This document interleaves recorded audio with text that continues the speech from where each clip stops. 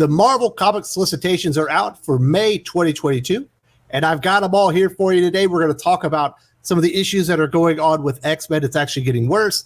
Going to go by the numbers as far as what Marvel Comics are producing, and then I'm going to talk about all the solicitations. I probably won't cover them all individually, but I will try to cover everything that is of interest and maybe I could make fun of. This is going to be a longer video. If you need to crack a cold beverage, grab you one of those silver bullets, maybe a Snapple, whatever it takes. This is going to be about 30 minutes likely, maybe a little bit longer. Tomorrow, I should have the DC solicitations as well. The numbers over there are absolutely insane. That is the main story. Here I can actually talk about X-Men, but the numbers over there are so odd. That is going to be like the headliner there. Now let's get right to it. Somehow, Marvel Comics and Jordan White have decided that they haven't destroyed X-Men enough. And there's a couple of things that they're doing in May of 2022. The first one is they're releasing 16 X-Men comics in May of 2022. That's 4 a week. That is beyond ridiculous. We're getting up to like Batman levels of oversaturation. It's not quite Batman, but we're getting more X-Men than you could absolutely handle. I don't think there's a logical explanation for that many X-Men comics in 1 month, other than Marvel Comics are absolutely clueless as to what their comic fans actually want and the actual state of their X-Men line. More evidence that they are completely clueless. They're actually releasing X-Men Green physically. You know, the X-Men Green digital comic on Marvel Infinity, the Infinity Comics thing, the one that features Nature Girl murdering people left and right for no reason other than that they worked at a convenience store.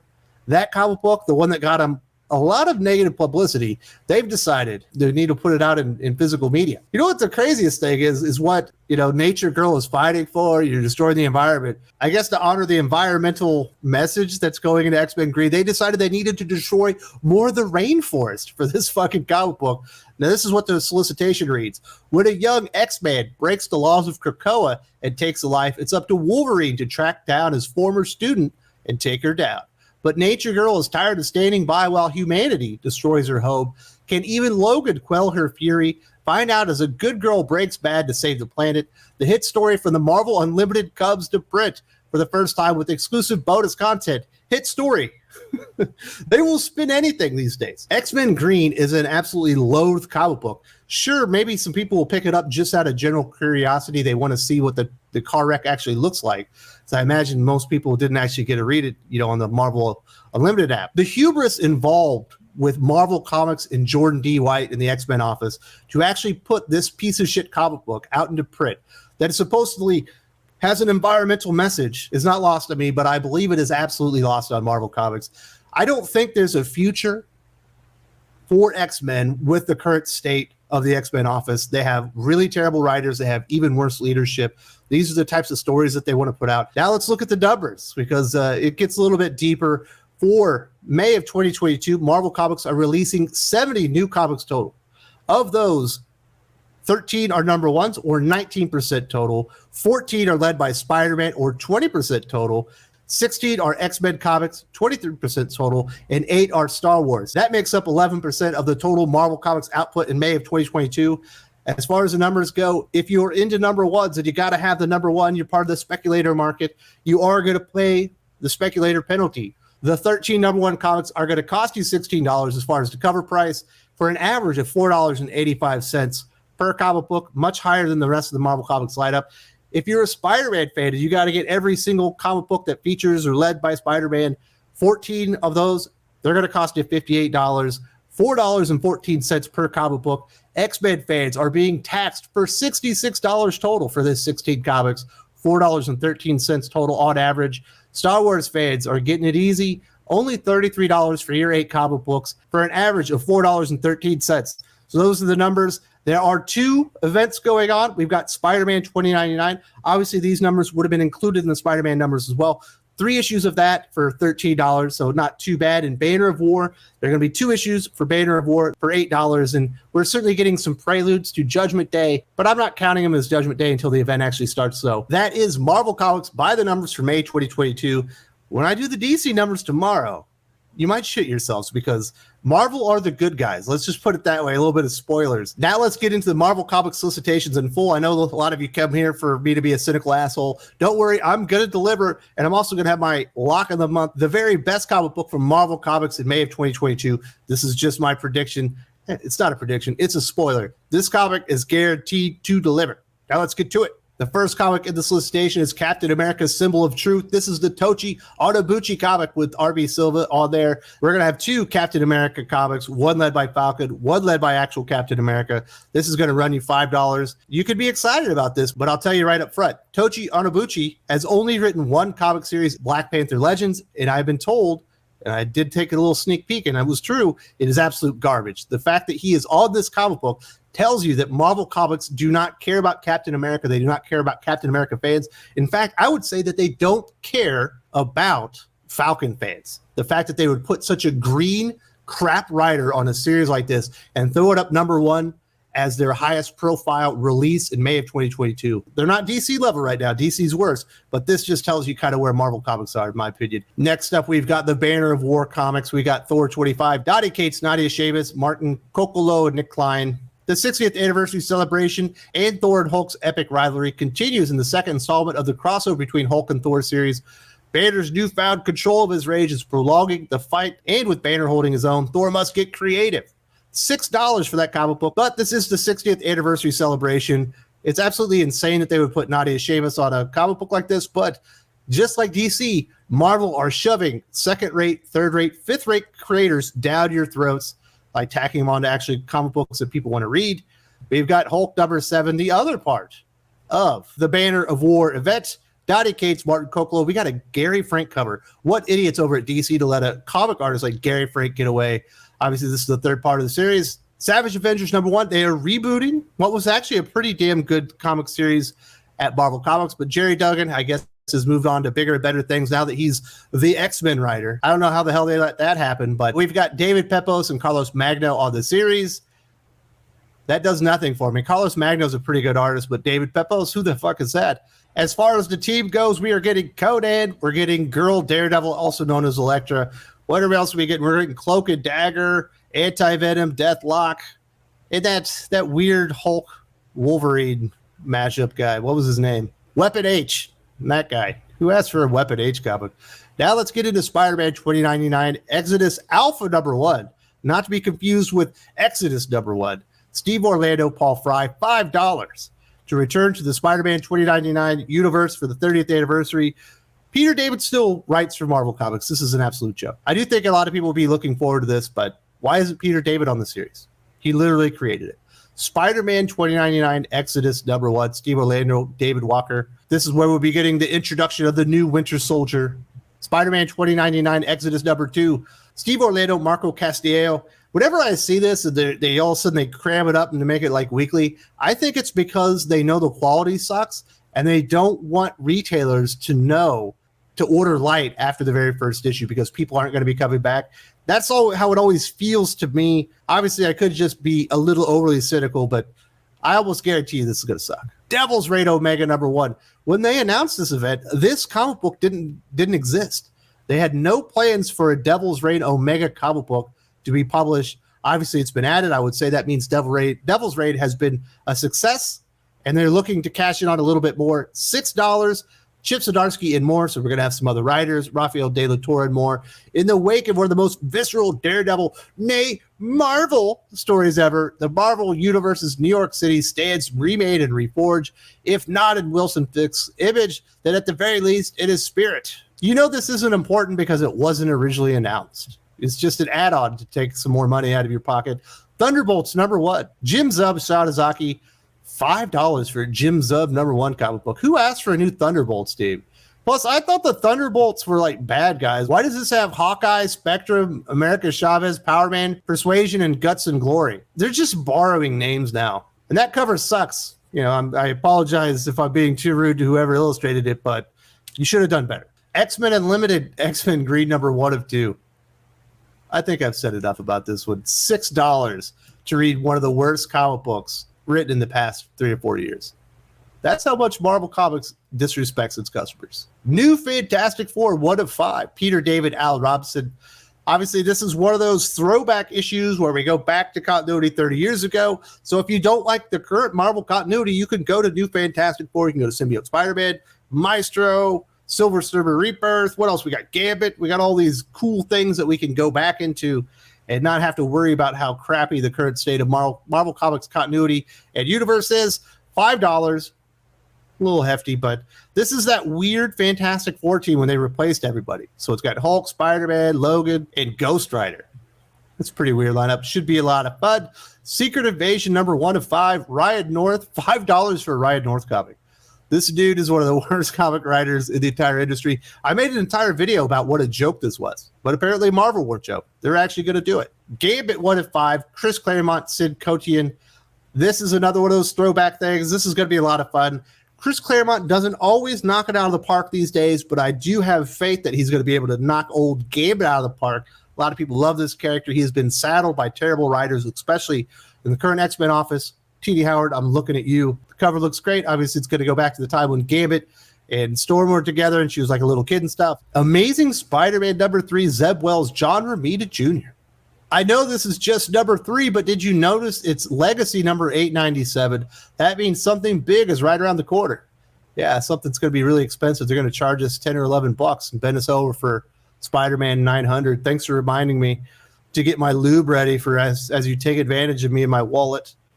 Amazing Spider-Man number 4. After what happened to Tombstone, Spider-Man still has to fight a whole well-armed gang to save dozens of innocent New York. 900's almost here. Get your lube ready. Get your lube ready. We got your lube here. My goodness. Venom number 8, Ray V, Brian Hitch. Dylan Brock has fulfilled his destiny to become the new Venom. But what about his old man? Screw his old man. We're all here for the new Venom. Oh my goodness, is he fighting Kang? What the hell's going on here? He's being split in half. Carnage number 3. I love Ram V, but I don't think I need another Carnage series, especially where he's looking for a new host outside of Cletus Cassidy. Spider-Punk 2 of 5. Cody Ziegler, Justin Mason. Taskmaster crashes the party to stomp out Spider-Punk. Man, they have destroyed Taskmaster. This would be kind of a big deal, Taskmaster versus a real Spider-Man back in the day. But it's kind of where it needs to be, Taskmaster versus Spider-Punk, right? They destroyed this character and turned him into a parody of Skeletor. Skeletor is kind of already a parody of a villain to begin with, and somehow they've made this character a bigger joke. How did they do that? Hard work. What if Miles Morales number 3? What if Miles Morales was the Hulk? I hope people like it. Whatever. Ben Riley, Spider-Man number 505. J.M. DeMatteis, David Baldion. Another one of those throwback issues you can go check out.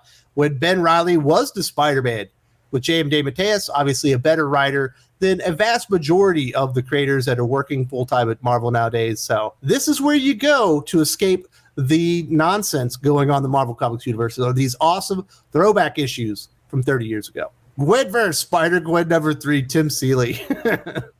This guy, there was a time Tim Seeley wasn't bad, but that was a long time ago now, wasn't it? This guy, he's just... I said recently Steve Orlando was just gay Tim Seeley. And now that I think about it, I think that was disrespectful to Steve Orlando. And I think Steve Orlando is terrible. This dude is the Mendoza line for comic books. Somehow his average keeps dropping. You know, he's well below 190 at this point.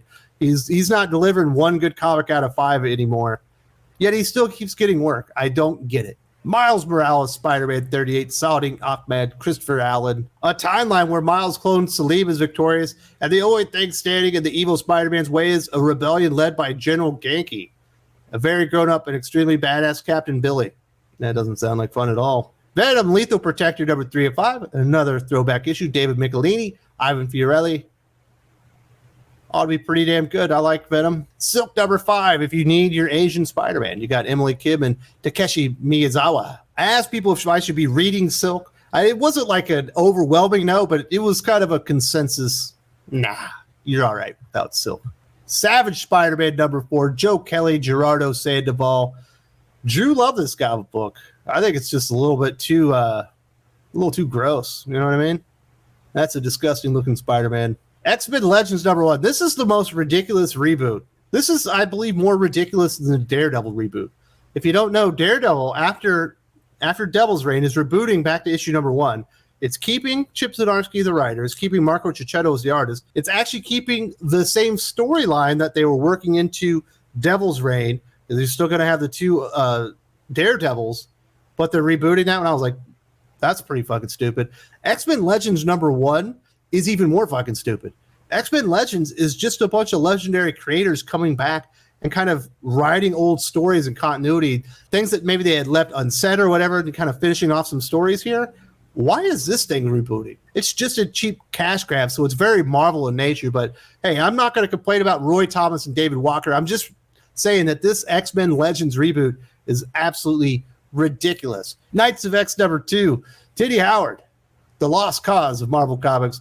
Bob quit on art. What a waste of a pretty good artist. I don't need to talk about this. This is going to suck enormous balls. Plus, we know we got 13 more X-Men comics to get through. Legion of X #2. Now, this one might be worth your money because Way of X was really good. Legion is offered an unholy deal by Mother Righteous, wheeler dealer of the astral plane, but is the price worth the prize for a young man stuck in his father's shadow? It's never worth it, man. Don't sell your soul. X-Men Red #3, Al Ewing, Stefano Caselli. This is one of the wild cards of the X-Men universe. Al Ewing's sword was completely unfocused. It was going in too many different directions.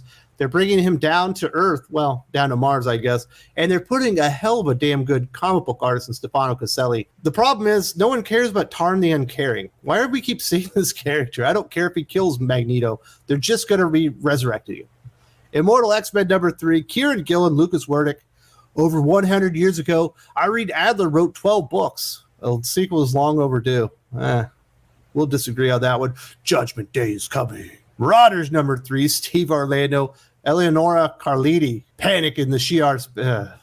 I don't like when these hacks go to the Shi'ar space. None of them can write good space comic books. That's been proven. Wolverine Patch #3, Larry Hama, Andrea DeVito. Larry Hama's hit or miss these days, and he's more missed than hit. Let's put it that way. Can he bring it back for an old school Wolverine patch series? I'm going to give it a shot, but my expectations are no. That by issue #3, I will have dropped off of the series. X-Men '92, House of Whatever. The comic book no one asked for and no one will read. X-Men 11, Jerry Duggan, Pepe Larraz. The women of the X-Men are heading to the hottest action in the galaxy, Game World.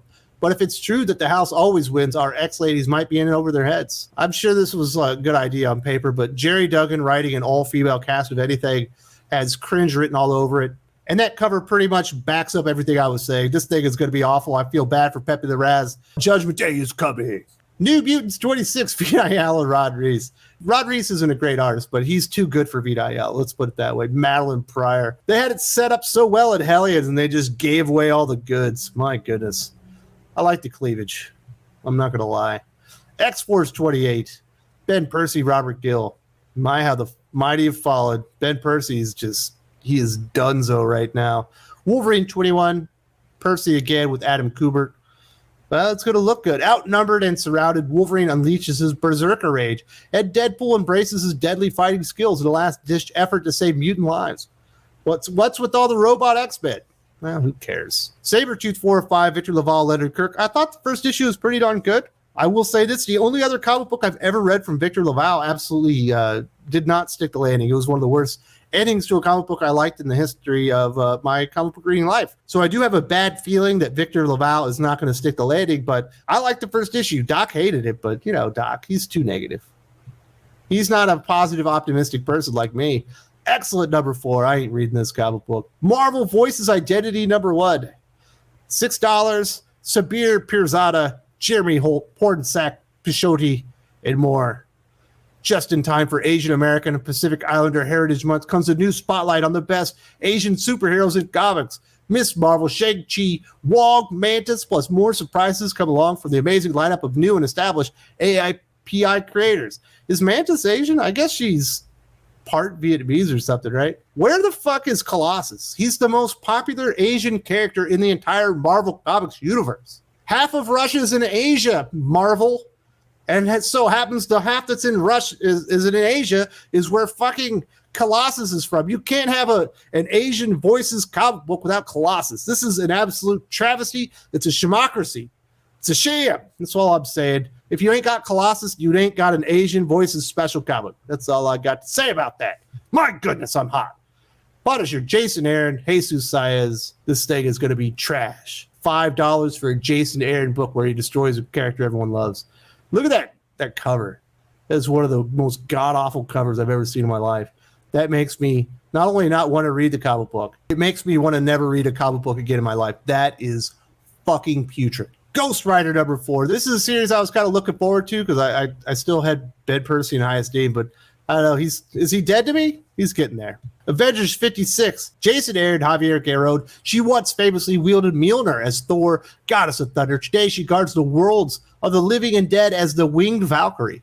Now those two versions of the same mighty hero somehow find themselves face to face in a desperate bid to save the soul of Jane Foster. Uh-oh.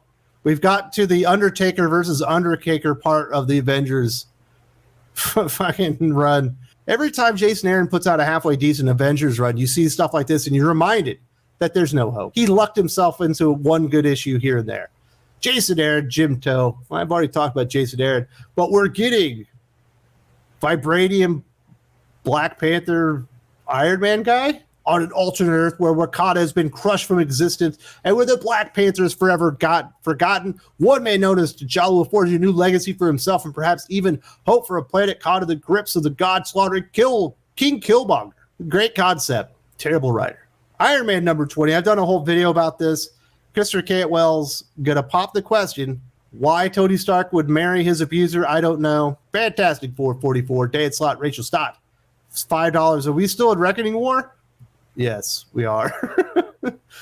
Whatever, man. It's not going to happen. Eternals number 12. Judgment Day is coming. Black Panther 6. This is actually pretty good. John Ridley, Stefano Landini. The reveal of T'Challa's darkest secret has the Hatut Zerazi hunting him as a traitor. Well, sounds pretty good. I've actually been enjoying this one. John Ridley is not my writer, but he apparently can do an okay, better than okay, a pretty darn good Black Panther, shockingly. She-Hulk, Rainbow Rowell, Roge Antonio. We are getting back to the She-Hulk we all know and love, but I just don't think Rainbow Rowell is a very good comic writer. And there's not nearly enough camel toe in this picture. You know what I'm saying? That's bullshit. Maestro World War M number 4, my lock of the month. Lock it up. You can buy this comic book and know for certain you will not waste your $3.99. This thing is going to be fantastic. Peter David, Herman Peralta. Read the first issue this month. It was awesome. A gigantic enemy has Maestro running for cover as he scrambles for a way to win this fight. Yes, that's what I'm talking about. It's a gigantic shark man. That's going to be fantastic. I hope Maestro wins. He's been kicking ass and taking names. That is a great series. Strange number 3, Jed McKay, Marcelo Freya. Another comic book where they're switching out the main character for a girl. In this case, his ex-wife. Moon Knight, Black, White, and Blood. Ben Percy, David Pepos, Pat Searcher. I'm not reading a Pat Searcher written comic book. Whatever. Moon Knight number 11. Now this is almost my lock of the month. This thing has been fantastic. Alessandro Capuccio, he needs to be the next big thing at Marvel Comics as far as artists because that guy kicks ass.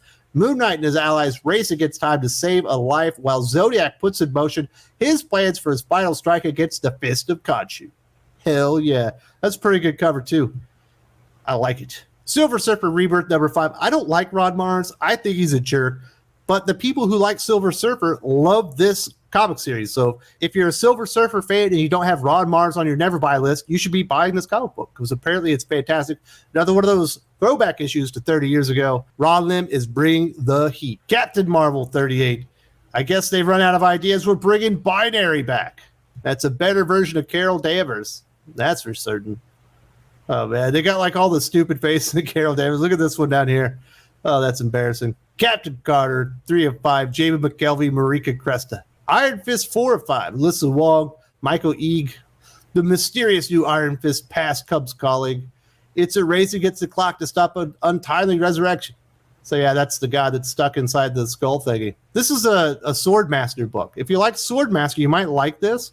His sword is broken and it's in his fist, but he's also the Iron Fist, too.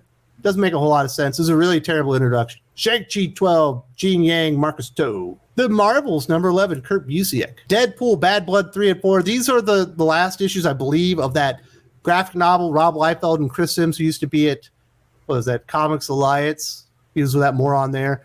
They wrote together. Obviously, Liefeld illustrated as well. There's a sequel to this that I believe is already done. Like, it's illustrated. The story's done. It's just waiting to be delivered.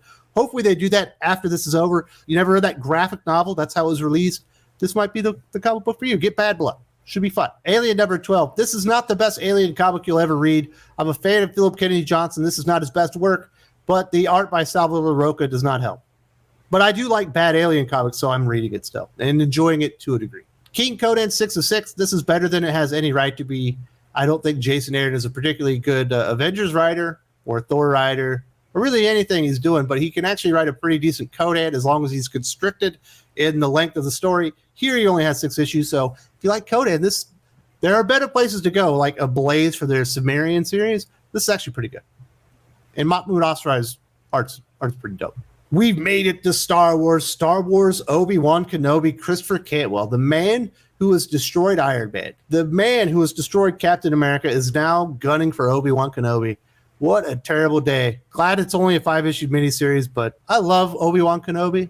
Old Ben's a friend from my childhood. It sucks seeing him go down like this. Christopher Cantwell is the fucking worst. Star Wars Crimson Reign 5 of 5, Charles Soule, Steve Cummings. This is that event that leads into the Solo movie, or it's a sequel to the Solo movie. I'm not really sure, but I'm not reading it. Maybe you are. That's the chick from Game of Thrones. It was also in the Solo movie. Star Wars Tales Chris Stanton. This is that Wookiee from Book of Boba Fett. This is actually a collection of old stuff. Why am I even covering? Star Wars Han Solo and Chewbacca, Mark Guggenheim, David Messina. This is my only hope for Star Wars comics, besides, I guess, Bounty Hunters, which is okay. But I'm hoping this is actually good. Please don't let me down, Marvel Comics. You got to have one good Star Wars comic. And I'm doing it. This is what I'm putting all my hopes on, that this is actually going to be good. Please. Star Wars Darth Vader. I gave up on this one a long time ago. It's so bad. Star Wars 24. What happened to Charles Soule? The husk of Charles Soule is writing Star Wars nowadays. He used to be good. He used to be a contender. Star Wars Dr. Aphra. I did a whole video on Alyssa Wong and her mission to queer up Star Wars and make it super gay. Her words, not mine. I don't think anyone's reading this anymore. Star Wars Bounty Hunters. If you got to read a Star Wars book and you have no faith in Star Wars Han and Chewie, this is the book. This is the one you can read, and it's not terrible. It's actually pretty good. Ethan Sachs, Paulo Vianelli, the most underestimated bounty hunter in the galaxy in his greatest adventure yet. That is the end of the Marvel Comics 2022 Solicitations. I'm not optimistic. There's not a whole lot here that I'm really excited about. I'm loving the throwback issues to continuity 30 years ago for the most part.